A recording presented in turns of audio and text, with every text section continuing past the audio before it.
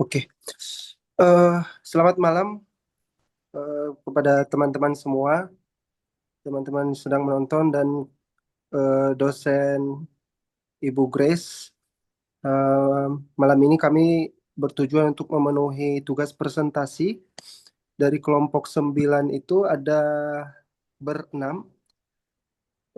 Yang pertama Prambudi Herdiawan, yang kedua Galih Magenta Setiawan, yang ketiga itu Panca S. Harefa, yang keempat Bernadetta Dwi Kurniawati, yang selanjutnya Clarissa Judika Nata Nisnababan, yang terakhir adalah Adelia T.R. Hutapea. Selanjutnya, topik bahasan kami malam ini dari kelompok 9 Digital Auditing. Yang pertama adalah tentang deskripsi kas. Yang kedua itu adalah prinsip akuntansi berterima umum dalam penyajian kas di neraca.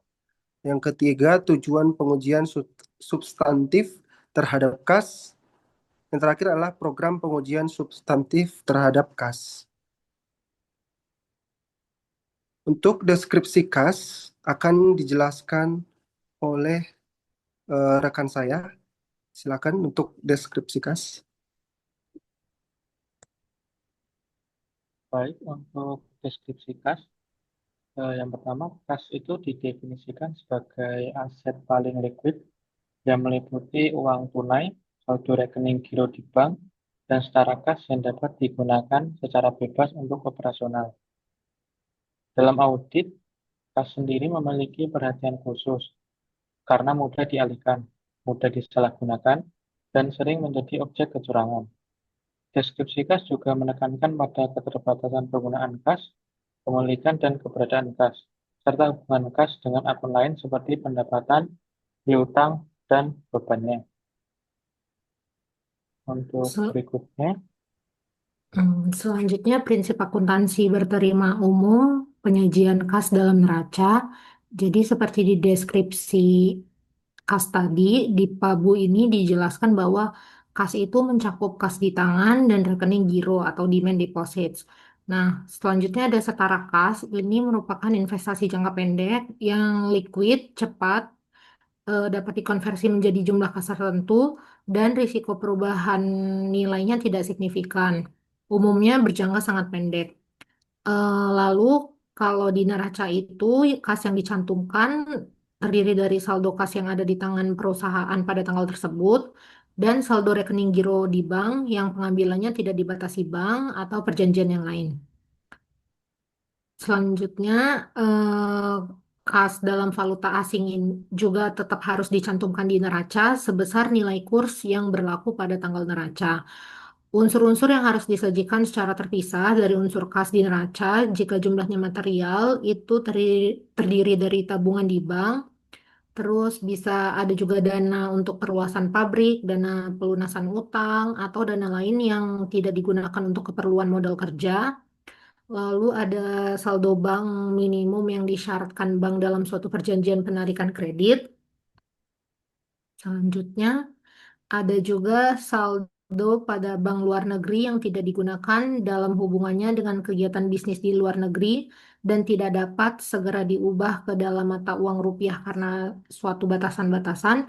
Dan yang terakhir, persekot biaya perjalanan atau persekot lain kepada karyawan. Untuk prinsip akuntansi secara lebih rinci nanti akan dijelaskan oleh rekan saya, Bang Panca.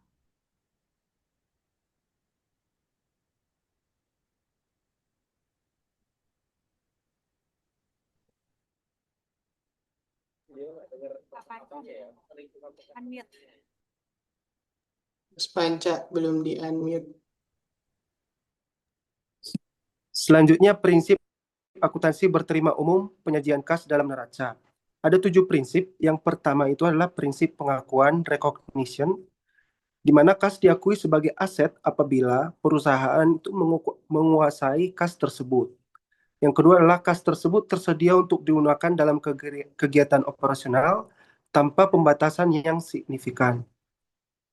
Di mana kas terdiri dari uang tunai, cash on hand, Yang kedua itu adalah saldo rekening giro di bank. Yang ketiga adalah setara kas. Kas tidak boleh diakui apabila yang pertama penggunaannya dibatasi untuk tujuan tertentu dalam jangka panjang. Yang kedua adalah kas tersebut secara substansi bukan milik entitas lain. Yang kedua adalah prinsip pengukuran atau measurement. Kas harus disajikan sebelum nilai nominal atau face value. Tidak diperkenankan itu berupa diskonto, revaluasi, estimasi nilai wajar. Kas dalam valuta asing harus dikurskan menggunakan kurs tengah Bank Indonesia pada tanggal neraca dibuat. Yang ketiga adalah prinsip klasifikasi atau classification. Kas harus diklasifikasikan dengan jelas dalam neraca. Antara lain, kas dan setara kas, dan kedua adalah kas yang dibatasi penggunaannya atau restricted kas. Kas yang penggunaannya dibatasi tidak boleh digabung dengan kas bebas. Harus disajikan terpisah sebagai aset lancar atau tidak lancar, tergantung periode pembatasan. Contoh misalnya dana escrow atau dana jaminan proyek, itu tidak boleh disajikan sebagai kas bebas. Yang keempat adalah prinsip penyajian atau presentation. Dalam neraca, kas itu harus disajikan sebagai aset lancar. Kas itu juga ditempatkan pada urutan pertama karena tingkat likuiditas paling tinggi dalam laporan keuangan. Yang ketiga adalah penyajian harus jelas, tidak menyesatkan dan mencerminkan kondisi keuangan yang sebenarnya. Yang kelima adalah prinsip pengungkapan atau disclosure. Pak Bu, atau prinsip akuntansi berterima umum mengharuskan pengungkapan yang memadai mengenai satu, kebijakan akuntansi terkait kas dan setara kas. Yang kedua adalah rincian kas dan setara kas. Yang ketiga, pembatasan penggunaan kas. Yang keempat, kas dalam mata uang asing. Yang terakhir, saldo kas signifikan yang tidak dapat digunakan bebas. Pengungkapan ini dilakukan dalam catatan atas laporan keuangan atau CAL. Yang keenam adalah prinsip konsistensi dan kewajaran. Penyajian kas itu harus konsisten dari periode ke periode. Kas juga harus wajar dan tidak bias, dan tidak dimanipulasi untuk kepentingan tertentu. Yang terakhir adalah prinsip substansi mengungguli bentuk atau substance over form. Pak Bu menekankan bahwa penyajian kas harus mencerminkan substansi ekonomi, bukan hanya bentuk hukum. Contohnya seperti apa? Kas yang secara hukum berada di rekening perusahaan, tetapi secara substansi dikendalikan oleh pihak lain, tidak boleh diakui sebagai kas perusahaan. Terus selanjutnya dilanjutkan oleh rekan saya. Selanjutnya adalah tujuan pengujian substansif terhadap kas. Tujuan pengujian substansif terhadap kas adalah untuk memperoleh keyakinan bahwa saldo kas yang disajikan dalam laporan keuangan wajar, akurat, dan bebas dari salah saji material. Next. Secara terperinci, tujuan pengujian substansif terhadap kas meliputi yang pertama, keberadaan atau existence dan keterjadian atau occurrence, yaitu memastikan saldo kas yang tercantum di neraca benar-benar ada secara fisik atau tunai, atau ada di bank pada tanggal neraca, serta transaksi kas benar-benar terjadi. Yang kedua adalah kelengkapan atau completeness, yaitu memastikan seluruh transaksi kas dan saldo kas yang dimiliki perusahaan telah dicatat dan tidak ada yang terlewat. Yang ketiga adalah hak kepemilikan atau rights, yaitu membuktikan bahwa saldo kas yang tercantum benar-benar merupakan hak milik perusahaan. Next.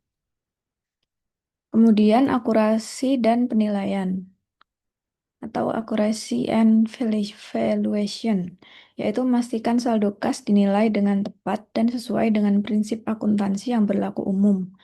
Contohnya konversi mata uang asing ke rupiah. Dan yang terakhir penyajian dan pengungkapan atau presentation and disclosure, yaitu memastikan kas diklasifikasikan dan diungkapkan dengan benar dalam laporan keuangan, termasuk pembatasan penggunaan kas. Selanjutnya akan dijelaskan oleh rekan saya. Kemudian terdapat 4 komponen yang akan kita bahas terkait program pengujian substantif terhadap kas. Yang pertama adalah konfirmasi bank, bertujuan untuk memverifikasi keberadaan dan saldo kas di bank. serta mengidentifikasi kewajiban atau pembatasan atas kas. Cara konfirmasi bank adalah auditor mengirimkan permintaan konfirmasi langsung ke bank, memastikan saldo bank sesuai dengan catatan klien, lalu memeriksa adanya pinjaman, jaminan, atau pembatasan rekening. Yang kedua, yaitu pengujian rekonsiliasi bank. Bertujuan untuk memastikan saldo kasi di buku sesuai dengan saldo menurut bank. Pengujian dilakukan dengan memeriksa ketepatan perhitungan rekonsiliasi, menelusuri saldo bank ke konfirmasi bank, memeriksa cek beredar, memeriksa setoran dalam perjalanan, dan meneliti item rekonsiliasi lain. Kemudian akan dijelaskan dengan rekan saya. Berikutnya adalah cut-off bank statement, bertujuan untuk menguji ketepatan cut-off transaksi kas dan identifikasi manipulasi saldo akhir periode. Nah, cut-off itu dilakukan ketika auditor memperoleh laporan bank 7-10 hari setelah tanggal neraca. Lalu, auditor menelusuri cek dan setoran yang tercantum di rekonsiliasi, serta memastikan transaksi dicatat pada periode yang tepat. Next. Dan yang terakhir pada komponen ini adalah proof of cash atau analisis transaksi tidak biasa. Ini bertujuan untuk memastikan seluruh arus kas itu dicatat dengan benar ketika adanya pengendalian internal yang lemah dan indikasi kecurangan kas. Pada pengujian ini, auditor akan membandingkan antara saldo awal dan akhir kas, total penerimaan kas menurut buku dengan bank, serta total pengeluaran kas menurut buku dengan bank. Sekian presentasi dari kelompok 9 dari mata kuliah Digital Auditing 2. Kami menyadari bahwa presentasi ini masih memiliki keterbatasan, oleh karena itu kami mengharapkan kritik, saran, dan pertanyaan yang konstruktif untuk memperkaya pemahaman kita bersama. Atas perhatian Bapak Ibu sekalian, kami ucapkan terima kasih. Selamat malam.